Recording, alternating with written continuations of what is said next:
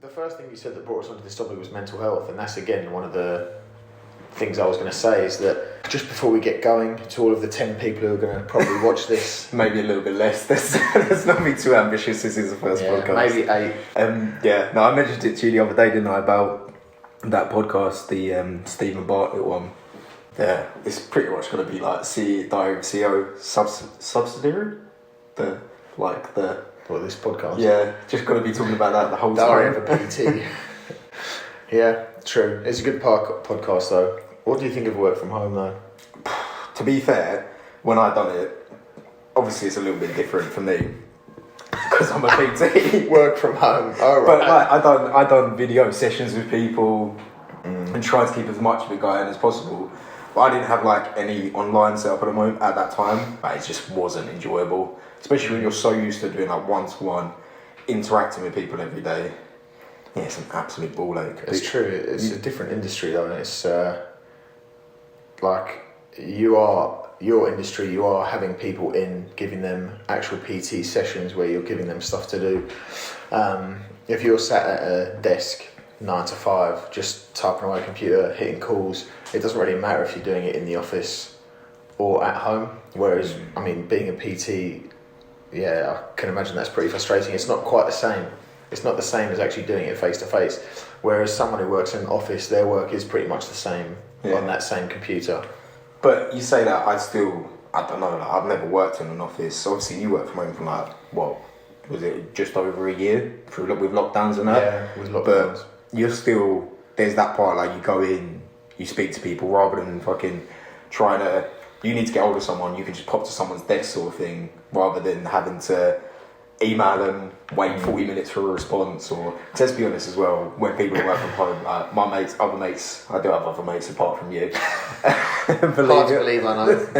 Believe it or not, but I know that they work from home. Most of them just play their PS4 all day. We just sit there on FIFA and like wiggle their mouse every now and then. Well, this is the thing, and I get it from an employee's point of view, because like me and Ree call it work from bed. You know, if we're going to work from home, it's work from bed. It's not work from home. And I think with sales, it's also different. Obviously, what I do, it's very. If you have a manager who's managing his team, I would rather be in the office and be micromanaged than at home, because in the office they can see you dialing the phones, they can see you smashing it, they can hear you having calls, they can see that you're getting your stuff done. Whereas if you're at home, all they're doing is tracking your KPIs via how many dials you've made, how long your call time is, rather than actually seeing you face to face. My current company is fine, but heaven forbid I'd work from home at my firm before, because they micromanaged you to a T then, and I can't imagine what it would have been like working from home. I still spoke to a few guys there who worked there, and one of them got sacked during the pandemic during work from home because his manager was looking at his call times and how many calls he was making each day, and he just decided it wasn't good enough and sacked him. So is this when you were still working at the recruitment? Yeah, in London. Classic. So that was terrible. Leave uni and go recruitment. It's the standard procedure, I think. Leave uni, go recruitment, hate your life, find something you enjoy a bit better. But work from home, I think it has its benefits. By all means, it has its benefits. I think you're not commuting. I saw a post on LinkedIn today calling it like the rat race, and had a video of rats in suits, like thousands of them at the station, trying to force their way onto the trains, coming off, going up the escalators at the London train stations. So insightful, isn't it? Yes. LinkedIn. But it is, like, commuting's dreadful. You know, especially if your commute's close to an hour and you're getting up and it's dark outside, and then you get into work and you leave, it's dark outside, and it takes you an hour to get there or back. If you're working from home, you can wake up 15-20 minutes before you start work, have a tea, have a coffee, and then just crack on. So it cuts down it improves your work-life balance.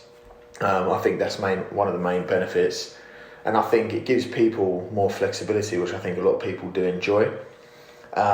Whereas then from a manager's point of view, because at my current company I've managed a team during work from home lockdowns, and having to email someone and, like you said, wait for a 45-minute response, while I know I can work from home fine, I do understand that why managers and owners of some businesses don't like it. Yeah, cool. Because I used to get very frustrated. I'm going to take the pole out of this because it's going to keep slamming. Oh, go on then. Carry on. We can edit this bit out. Yeah, managing a team, it frustrated me because I knew full well, like I had to, I made a KPI sheet and a checklist and gave access to all of the people in my team. And I just said, I don't want to be contacting you. I don't want to be messaging you, emailing you saying, is this done yet? So I made them a checklist and I just said every single day, these are the tasks you have to do. Go through it at your own pace, in your own time, but click the box to tick it once it's done.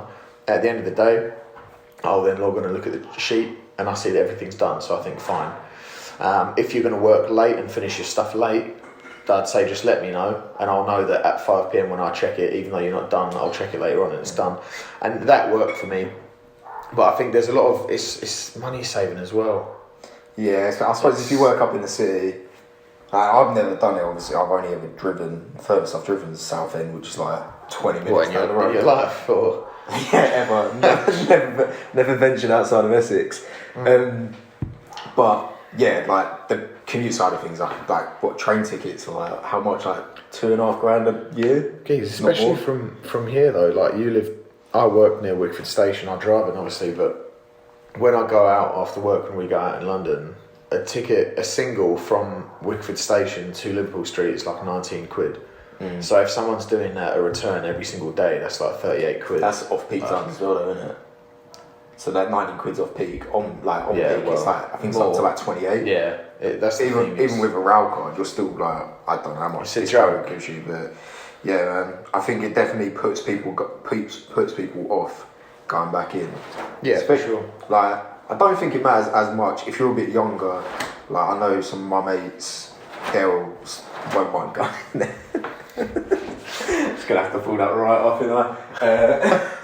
They won't mind going in because, like, you go out, you get on the piss and things like that. But then it's kind of like, do you actually enjoy your job that much if your whole life just revolves around Thirsty Thursdays? Yeah, like going up, getting battered, like getting on it and everything like that. I feel like that's not really work-life balance. I hate my job so much. But that is one of the things though, is work-life balance.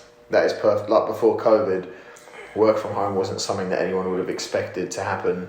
It was a benefit if you were like a fucking MD somewhere and you had a higher job, you'd get like one work from home day a week. It was so rare. But now everyone's had it. People enjoy it. People save money.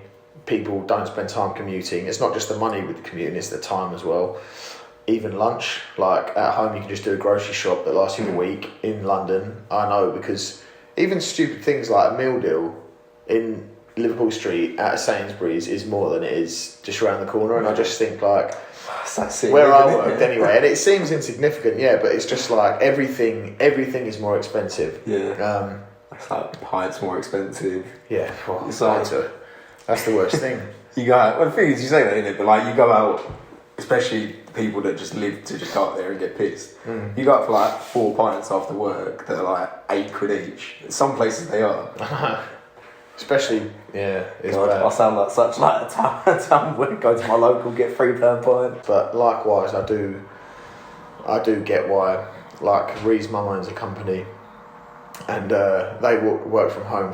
They worked in the office all through the pandemic. She found some loophole that made them what did you call it? Necessity worker? Oh, essential workers. They're not at all. But she said, due to this, we are. So what they would do is they would all just do half days. So they would split the offices. Half of them would come in the morning so that you can socially distance. And she will not have work from home. She doesn't like it. And I guess it's not helped by seeing her daughter and myself work from home, because some people aren't always the most productive at home. You know that if you've got workers that if you're having to micromanage them at work, like what are they doing when they get home? Probably like next to fuck all. And don't get me wrong, some people will be proactive at home. If I work from home, I'll try and do a lot of stuff, because again, when I'm in the office, my boss can hear me making calls, he can see me doing things and being proactive. Whereas at home, I sometimes almost feel like I have to go the extra edge so that my stats on my call times look good, so that all of that looks good. So if he checks, he thinks like, he sent out 3 contracts today, he's had 100 calls or whatever, 100 dials. But don't get me wrong, in the same token, during the Euros, hopefully my boss isn't one of the 10 viewers that we're going to get. During the Euros, I was booking in to work from home the following day of any England game and just lying in bed the entirety of the day. Vegging out. Making like a few, I would click call and then hang up. So it shows as a call. Yeah. But so you get people who do that. So I do understand from an employee's point of view. But even a friend of mine had an interview the other day at a company that solely worked from home, and he said to me, he asked, "Why do you work from home? Like, why do you?" And the guy gave the spiel about, "Oh, we want to give our employees flexibility. You know, we don't want to micromanage them. We've hired them because we trust them to do the job. Blah blah blah." But then he was also honest, and he was like, "Also, we think it improves efficiency because they're not spending an hour getting in, so they wake up later." And he also said we don't have to pay costs. He was like, we don't have to have an office. We don't have to pay the bills in that office because rent in London's ridiculous for office space. With the cost of living crisis at the moment, the bills will be skyrocketing. And it's even stuff like some companies feel like they have to offer benefits such as travel cards and season tickets to their customers. Yeah. So again, if their customers, their staff, if their staff are expecting something like that, say, and they offer that as a benefit, they're then going to have to pay for that staff member to come in anyway. So it does also save them costs. Yeah, true. I suppose, I don't know, but like if you're taking on new people, if you've got people working in London, you have to like don't know if it's true, but you have to kind of give them a minimum wage for working in London. Whereas I suppose that gets abolished if they're not actually having to come to London. So, and I'm sure people would be fine with that as well. Like if someone offered me a 55k job where I'm commuting to London every day, and someone offered me a 45k job work from home, I'd take the 40. And the companies were the same though. Like it was both a dream job, both a great culture, whatever. I would take the work from home one because you're going to come out at the end of it with more money, because you'll also use your car less, as in driving your car and parking at the station. That's an extra cost. So I'd definitely take that, to be honest. Yeah, I suppose the whole work from home thing, well, evidently it's still caught on because we're pretty much a year out of it now. Well, no, not even, because we didn't really have a lockdown, but most companies, don't you remember last December and January during that new variant, they said work from home again. My company did as well. It was my idea, but a lot of companies did. Sending little emails. By the way, do you reckon it might be worse? I'm super worried about this, but a lot of companies did. It wasn't a proper lockdown, but I think most companies in the UK sort of said, right, we'll work from home again. We don't want you struggling over Christmas, which is good. But the first thing you said that brought us onto this topic was mental health, and that's again one of the things I was going to say, is that there's that lack of social interaction. And I think that does affect people. Like during lockdown, I mean, the suicide rate in young men is high anyway. During lockdown, it went up. Not just men either, everyone, the suicide rate went up drastically. And you get certain people who need that social interaction. And sitting at home on your own, you might live alone, and going into the office every day is where you get social interaction, having those piss-ups on Thirsty Thursdays. If you don't have a lot of friends and you mainly just have friends from work or whatever, that is your social interaction. So the mental health is one of the negatives for some people, I think. But again, I think it's just case by case. I think it's company by company, individual by individual. Work from home may be great for some people, not great for others. Great for some companies and not great for others, I think. Yeah, I suppose it depends on the dynamic of your company. I was talking to a client the other day about this book, and I can't remember what it's called. It's about social media and that, and how, I think it's called Selfie or something, and how like the fact that everyone's now, it's becoming like humans through like evolution and that are tribal people, like everyone wants to be part of a group. Now everyone's becoming independent and wants to be independent and that. And then I said to him, I hadn't read the book or nothing, and I don't know too much about it, but I was like, if anything, you don't read really. Barely. Maybe I read those kids' books. Lots of pictures. I'm a visual learner, but yeah, like sure, you'd argue the fact that through lockdown, the fact that technically, like you had social media, so you could see everyone what they was up to, although everyone was doing like fuck all. FaceTime people, do absolutely everything, bit of shit. People were just generally more miserable. Life was just like you just get so bored so easily. Yeah. Whereas, I think it's still strong. Like people still do want to be part in social circles, and whereas I loved those lockdowns because I was saving money, B, I lived with Ree and my mum, and then John also moved in. Like, John lives with us now, but he moved in at the beginning because of COVID. And because we had a full house, it was fine. Like, I had Ree there all the time. I had mum, my stepdad, and it was perfect. Like, we'd have piss-ups at the weekends just by ourselves. We'd chat during the day. Like, you have a tea break during the day, and we'd all go out and chat and stuff, and that felt normal. Like the commuting around the water butt thing. Literally. It was like that. It felt like that. And I think if you are a young man or woman or old OAP with no other half anymore, and you are literally at home on your own 24/7, that's when it can affect you badly. Yeah. Yeah, no, no, I was with my parents then, but yeah, no, it's I don't know, because I don't think, me personally, like, I didn't think about it that deeply, but when you like read things and watch like what people say about it, and that, obviously, evidently, it did have quite a big impact on quite a lot of people. A lot of people. But it's like, I feel for John. He works from home. He's never going back to the office. That's just a company policy, though.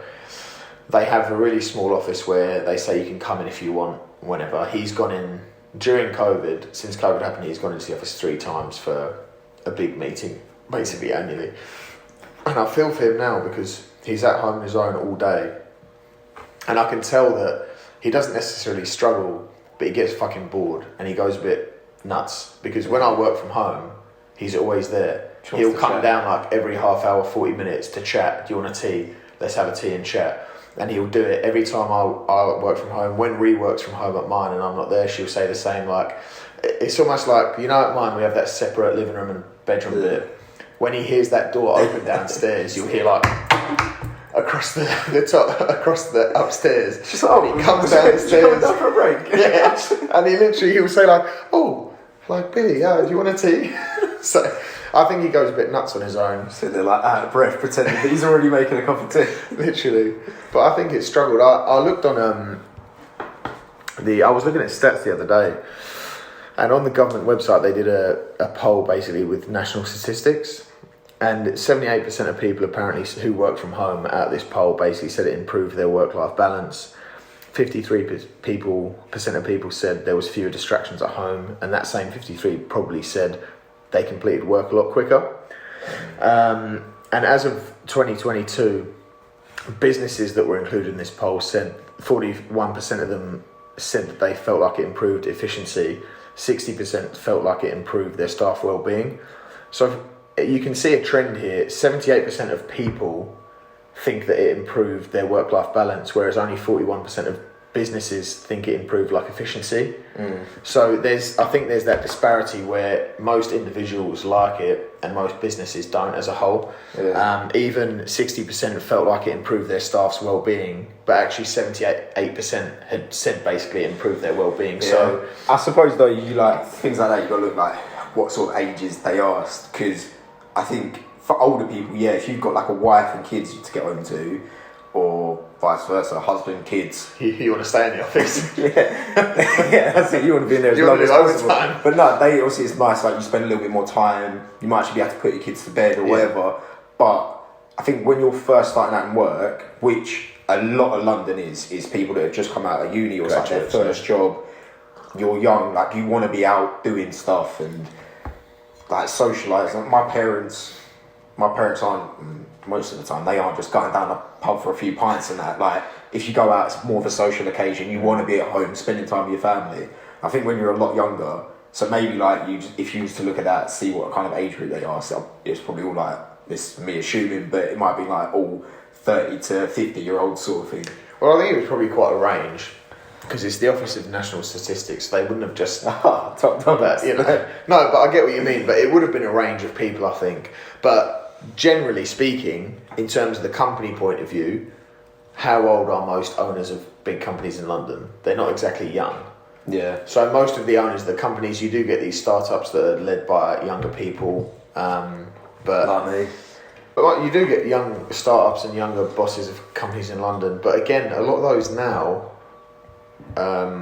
those younger people are doing work from home for their companies. But say pre-COVID, for argument's sake, most of the owners and CEOs and MDs of companies were typically a bit older.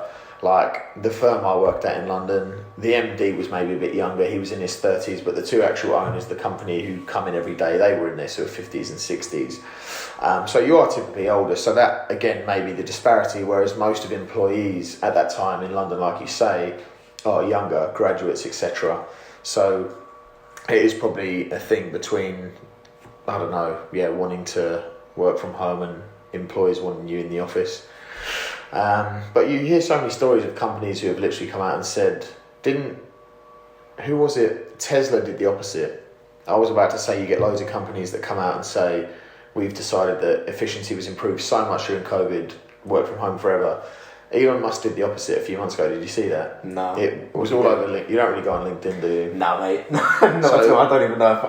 I think you actually messaged me on LinkedIn the other week because it came up saying you'd been at David Lloyd for 4 years or something. I haven't been there for nearly 3 now. Yeah. But he basically sent around a very public email, the same email basically to every staff member in the company saying, I feel like ideas bounce off best when we're in the office. I feel like this, I feel like that. The type of company we are, making new innovations, etc. I think we need to be back in the office. I'm expecting as of next week, all Tesla employees, company-wide, like nationwide, different countries, are back in the office.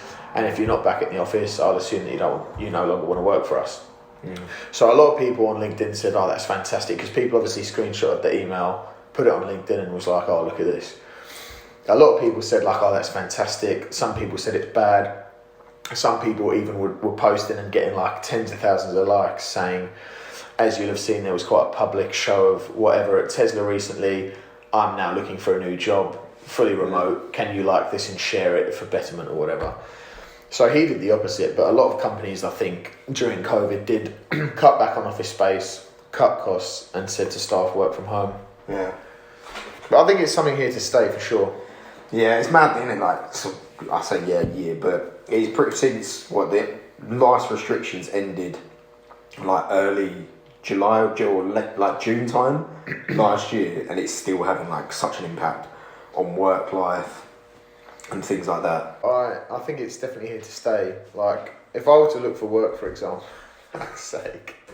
Yeah, I did press record. Did you lock the front door as well? I think it's here to stay. Like, if I were to look for work now, say, I'd be looking for remote roles. Hybrids at the very least. I'd be looking for a hybrid role where I can work 2 days from home and 3 days in the office or whatever it is. I wouldn't leave this company now to take a role where it required me to go into an office every single day. To me, I'd be looking for a step up, not in terms of just money and maybe career progression or something I enjoy more, but also something that has more benefits such as work from home.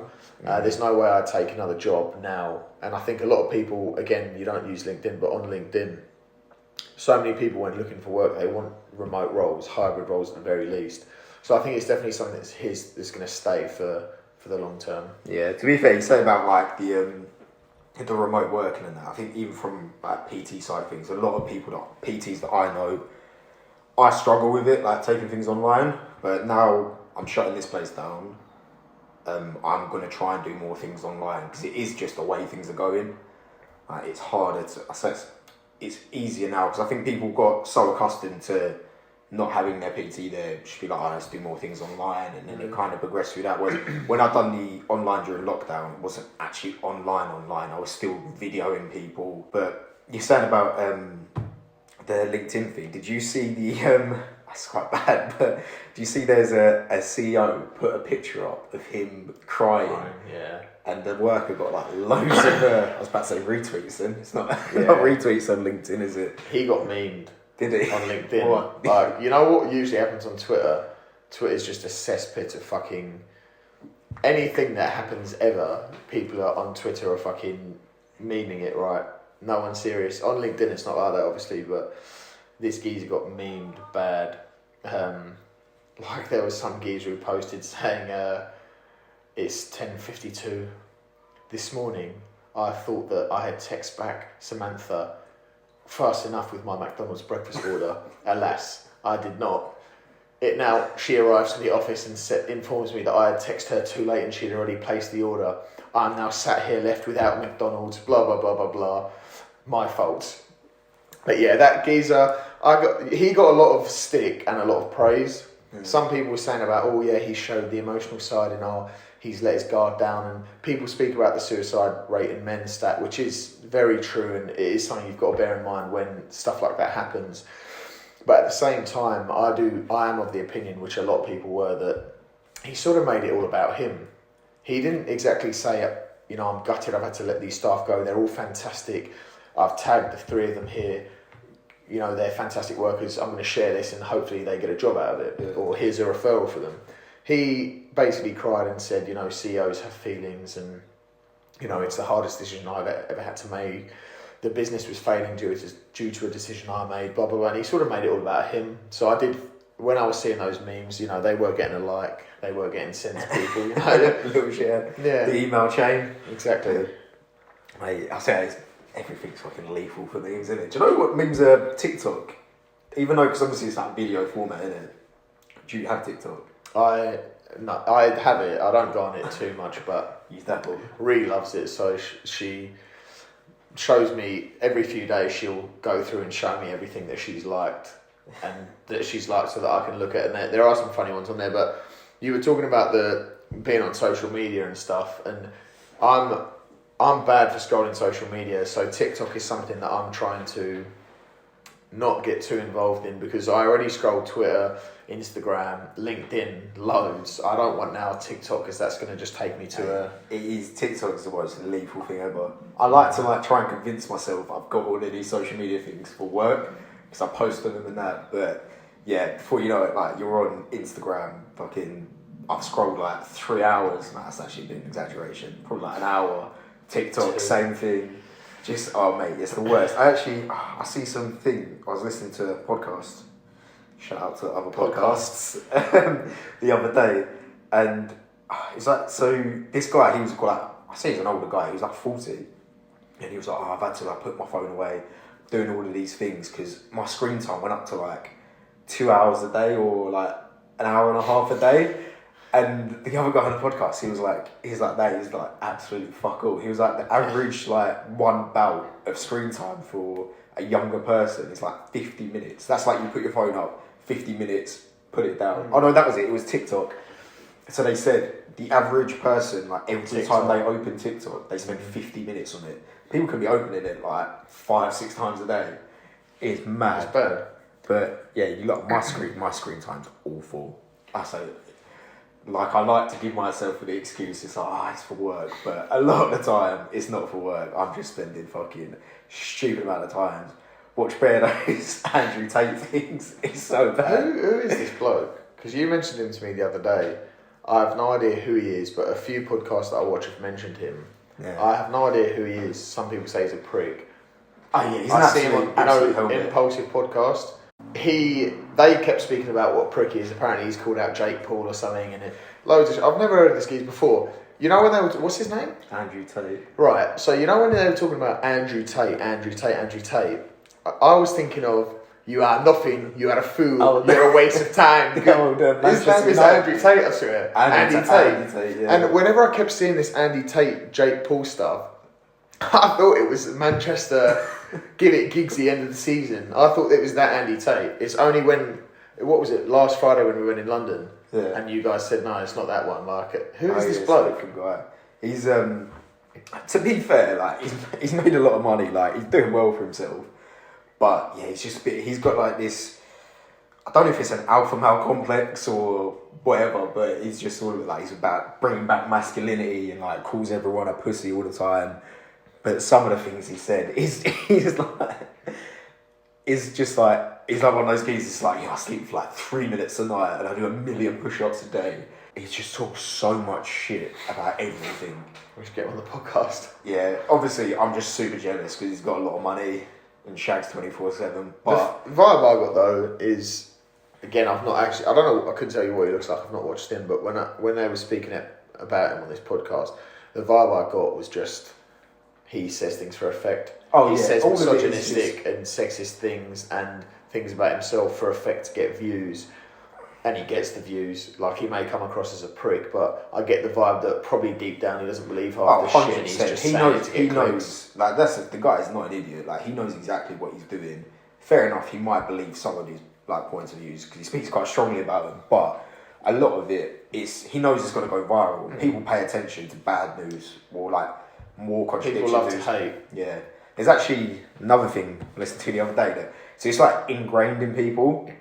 So you're born with, I don't know whether it's from like, I think it's from like an evolutionary response. If you see danger, you pay more attention because you don't want to get fucked up by that danger. Where if you deem something as safe, so even like it goes to today because we've gone through like hundreds of thousands of years of what should be evolution, like 100 years. So our biology hasn't caught up to it yet.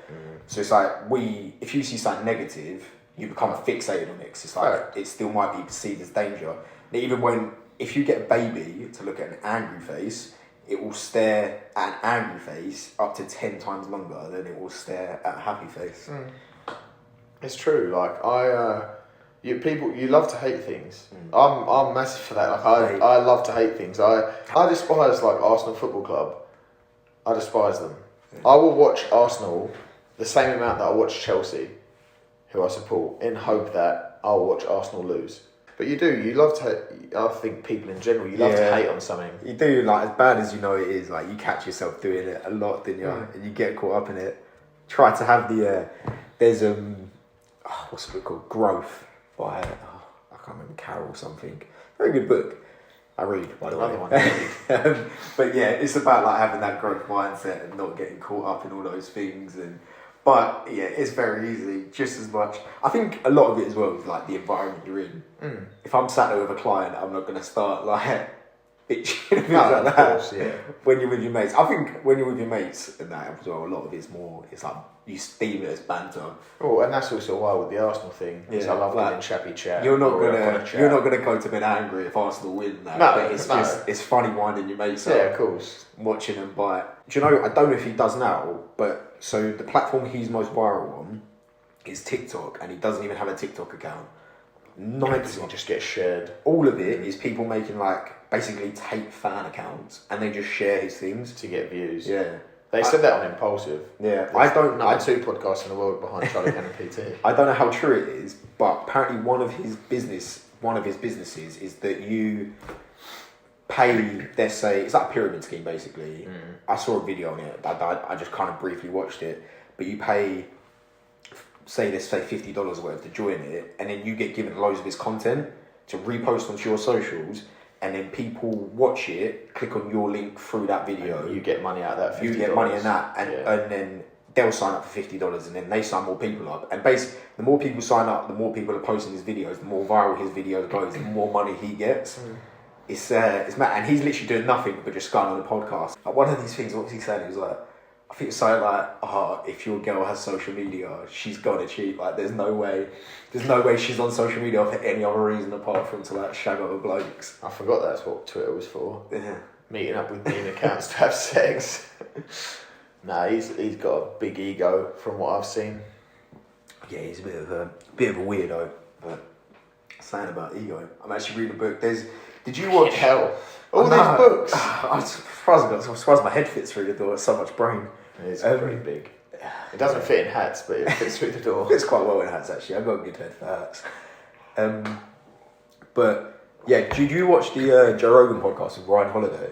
No. Do you watch Joe Rogan? I do watch Joe Rogan sometimes. Not religiously, but I do. Yeah, Joe Rogan, he had this geezer called Ryan Holiday on it, and he's quite a smart guy. One of these books is called Ego is the Enemy, and it's all basically about just not like thinking you're the dog's bollocks and letting it get in the way. One of the things I found well interesting, so do you know a band called Metallica? You must have heard of Metallica. Do I know? Yes. But the lead guitarist in that, he still had a guitar teacher throughout his like whole career. And I thought that was quite a cool thing. The fact that it's like that's the whole point. That's the opposite of having an ego. Yeah. The geezer obviously is like he's top dog. He's one of the best guitarists in the world, but he still like likes to learn. What is having an ego to you though? What do you think are egotistical traits?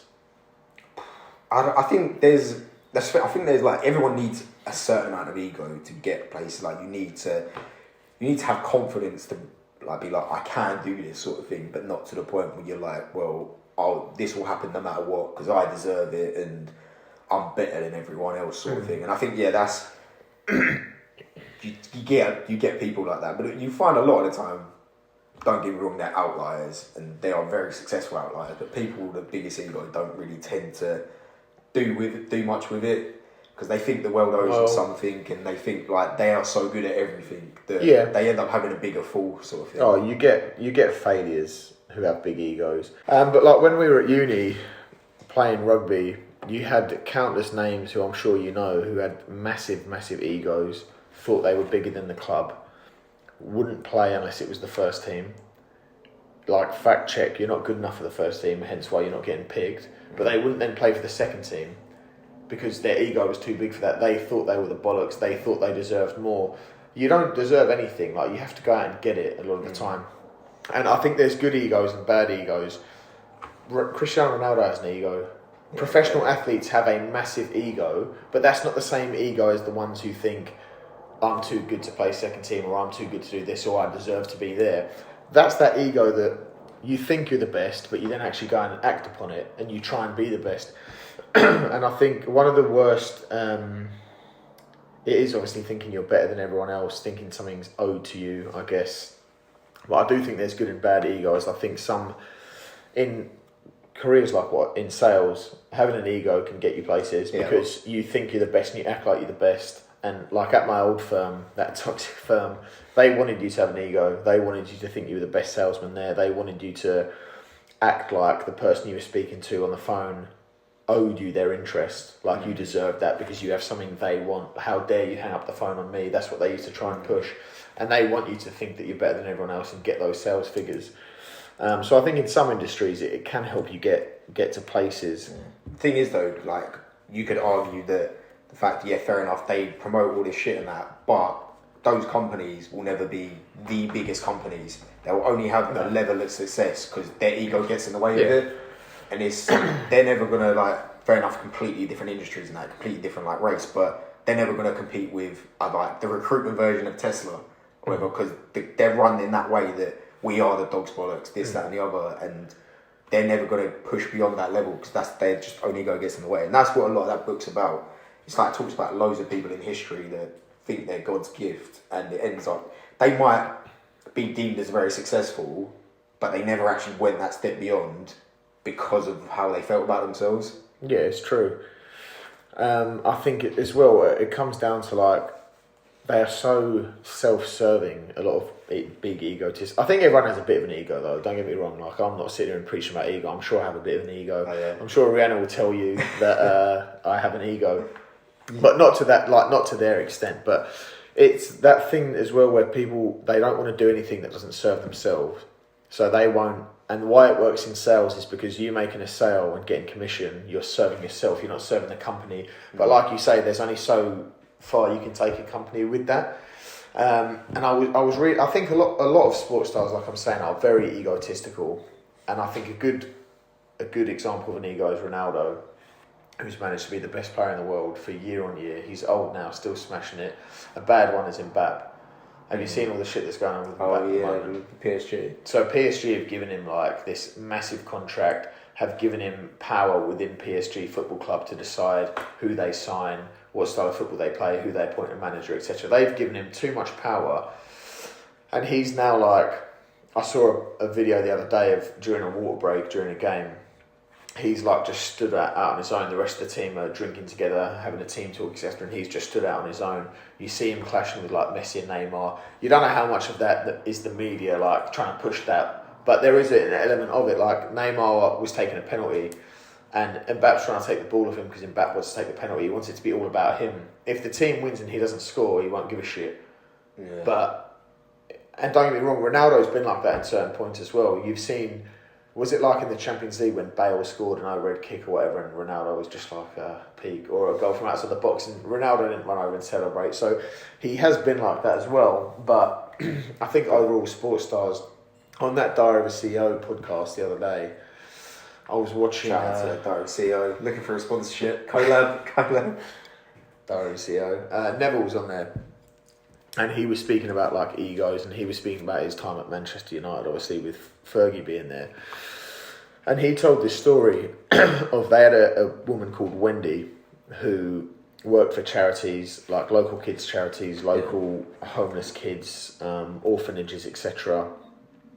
And she worked with all these charities, and she used to come like every couple of days, or I don't know how frequently, but she'd basically be out there at the entrance to the training ground. She'd have bags full of footballs, and she would basically ask the players as they're coming in to sign the balls, because she was then taking them to the charities and giving them to the kids.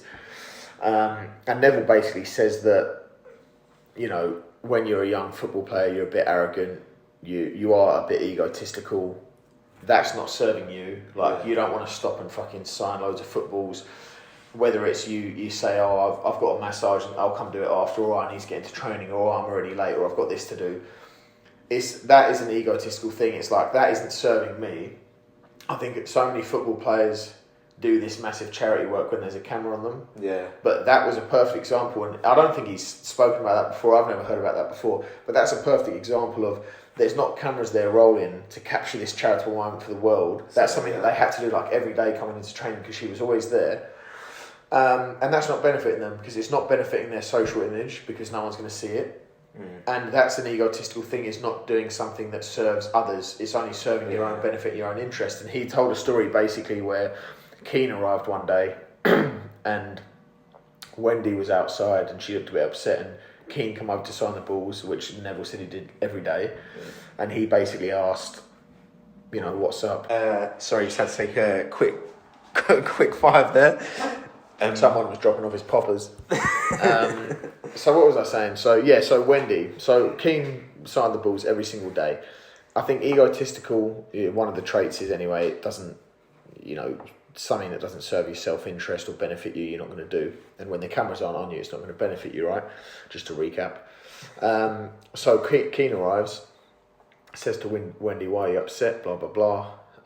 She says, look, out of the whole Man U first team squad, everyone's here but you. 5 people have signed the balls. 5 players out of what's a first team squad? A match day squad is like 23, right? What do you train with? Like 30? Like out of 30 people, 5 people had signed the balls. Like, to them, that's not a big deal. But to a kid in a charity, whether it's a refugee charity, homeless kids, parentless kids, whatever it is, that's going to make their world. And he said, like, it was poor, and Keane went straight up and said to Ferguson, this is not fucking good enough. This cannot continue. She stands out there every day, blah, blah, blah. And basically Ferguson bollocked them and just said, like, what kind of people do you want to be, blah, blah, blah. You will sign those fucking balls. Like, you will help charity. You'll be better blokes, blah, blah, blah. And it made a difference. Yeah, but I think every sports star have a bit of ego, because there are good things like hating losing. Hating to lose and being a bratty kid who's lost at Monopoly and throws the board is different to like losing a game of football and being like, fuck me, I'm going to do everything I can to get better and then win the next game. Do you know what I mean? And all of those sports stars have a bit of that in them, I think. I was like, have you seen that? Have you seen that video where the kid loses Monopoly? He's like, I don't like this game. But yeah, you filming me? Yeah, don't get me wrong. All football players will do charitable stuff. They all earn a fortune. They will help charities. I'm not slating football players. I'm just using that as a prime example. But even tennis, like every tennis player at the top level has an ego. Rugby players, you all have an ego. You all want to be the best. One of the traits of having a big ego is nothing's ever enough. And you know, even what you said about the Metallica guitarist, I was reading an article the other day about what are the biggest traits of having an ego. I read. Not books, just articles and polls. And pictures. And it said that one of the traits, apart from the ones we've sort of said already, is nothing's ever enough. You always want more, whether it's money, success, fame. And although that's a good trait for like the Metallica guitarist, he always wanted to get better. Yeah. He always wanted to get better. And we sat there and said, because he doesn't have an ego, he thinks he can. But actually, this article was saying, no, people who are egotistical, nothing's ever enough. They want that next thing, and that could be him. Same as Ronaldo, you might want to push yourself all the time because you think this isn't. I want. But then, more. I suppose that's like you said a minute ago.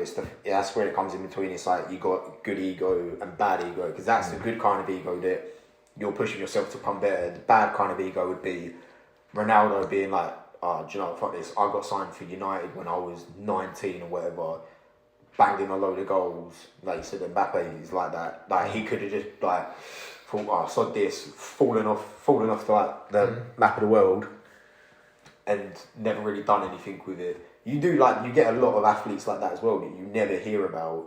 Yeah. And they're meant to be the most gifted person ever, and they just fall off, like, because they think they're too fucking good for it. Yeah. But to be fair, you said about that when we was at uni playing that rugby thing. I think I'd done that at varsity in third year.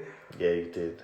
Yeah. But in my defence, I was pretty pissed off because I was like, guaranteed. It's my last year to play. Sickened me. Last year to play, I was guaranteed to start the whole time. And then all of a sudden they was like, oh no, we're going to push this kid down into the twos. And there was like literally no reason to do it. I can't even remember why they were doing it. And I was just like, no. I was like, this to make someone else happy. The thing is as well, I would have respected it a little bit more. No offence for, I'm sure he's going to be one of the 10 listeners, the guy that was, but one of like the team members become the coach for the day. He was a bit of a... And he just got so weird about it. Like, he dropped cake because cake hit his head. Yeah. And he became a control freak. Yeah, and I was just like, no man, like, I'm here to have a laugh with my mates, because I know if that other kid started, like, he was 10 times better than me. The way he was going about things, it was just so weird. So I was like, if that was coming to it, and they was like, no, you're not gonna start, I'd rather just stood on the sideline and cheered people on and get got pissed. Yeah. Than stand there for 70 minutes and maybe get 10 minutes at the end. Some people just can't fathom it though, because with people with egos, everything's about image and stuff. And it was our second year. I was picked to be on the ones bench for varsity, and I literally said to one of the committee members, like I'd rather be on the start for the twos than be on the ones bench, and he was literally like, "Oh, like really?" And I was just like, "Well, yeah, like I'd rather play and start a game and actually play minutes and enjoy myself and play rugby than be sat on the ones bench, because I said if it's a tight game, you won't necessarily get on." And I don't care about the image of all first team varsity. He was like, "Oh, I thought you would have wanted to," and I just said, "I don't care about all first team. I'd rather play rugby. I'd rather play rugby with my friends, enjoy myself." So I went down, and that's why it pissed me off that year as well, because 2 people that year who were meant to start for the twos said they didn't want to play because they think they should be in the ones, and that was like the opposite end of the spectrum. I'm actually good enough to be in the ones, yet would rather start for the twos and get some actual minutes. You're in the twos there, these 2 blokes, I'm sure you remember who they are, who you're not good enough to play in the first team, hence why you weren't picked, yet you're not playing for the twos because you think you should be there, and that's ego. Yeah. That's like exaggerated view of your abilities, like distorted view of you think you're so much better than you actually are, and that's what I've never fathomed that. I don't get it. Outside of that varsity, I was still down for every twos game, repping it as the only social second in twos. Yeah. Like, even if I ever didn't get picked ahead of someone who I thought I was better than, I'd just be like, oh, fair. Like, I would never say to the coach, oh, how come you haven't picked me? Why am I not starting? I don't get it. Alright, what's the time? I think we better call it. Is that a good point to end on? Yeah, I think so. Egos and uni rugby and whatnot. Yeah, and friends. Yeah. Well... Yeah, cheers. Podcast. Cheers, mate. To the Billy Summerfield and Charlie Cannon PT podcast.